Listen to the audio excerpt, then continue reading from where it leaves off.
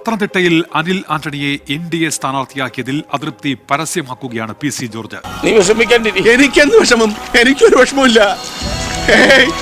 മണ്ഡലത്തിൽ അനിലിനെ അറിയുന്നവർ ഇല്ല.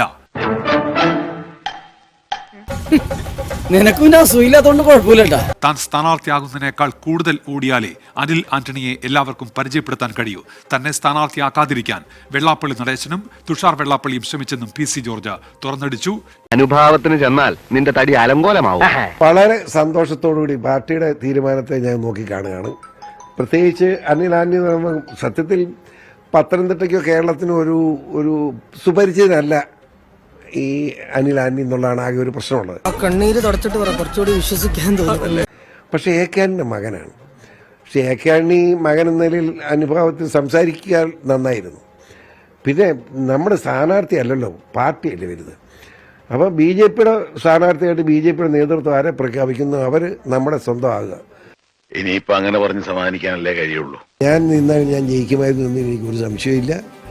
അത് എതിരാളികൾക്ക് മുഴുവൻ അറിയാമല്ലോ. അതുകൊണ്ടാണ് എന്നെ മാറ്റാൻ പിണറായി കൂടി കിടന്നത്. പിണറായിയും വെള്ളാപ്പള്ളിയും തുഷാറും അതുപോലെ ഈ രാജ്യത്തുള്ള എല്ലാ പ്രതിരോധ ശക്തികളും ഒരുമിച്ച് കൂടിയിട്ടാണല്ലോ എനിക്ക് സീറ്റ് വേണ്ടാന്ന് തീരുമാനിച്ചു. ഈ ഓലപ്പാമ്പ് കണ്ടാലൊന്നും ഉല്ലാസ് കുമാർ പേടിക്കില്ല. PC ജോർജ് രക്ഷപ്പെടുക. ഇതുപോലെ ഒരു രക്ഷയില്ലാത്ത ഒരാളാരാണ്?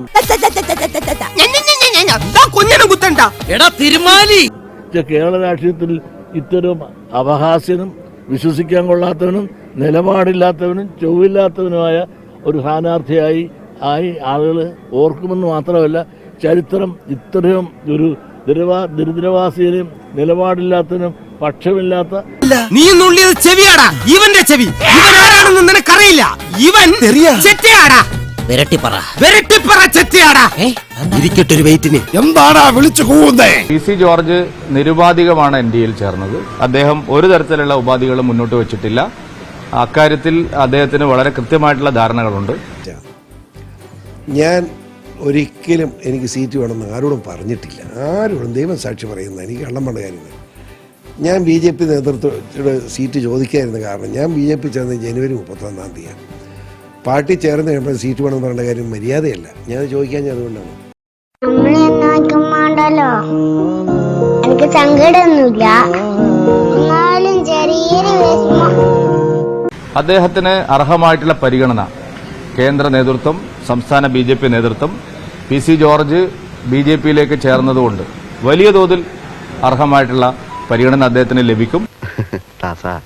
ഓരോന്നിനും അതിൻ്റെതായ സമയമുണ്ട് മോനെ. താങ്ക്സ് ഉണ്ടടാ മോനെ ദിനേശ. താങ്ക്സ് അടിച്ചു പൊളിക്കടാ.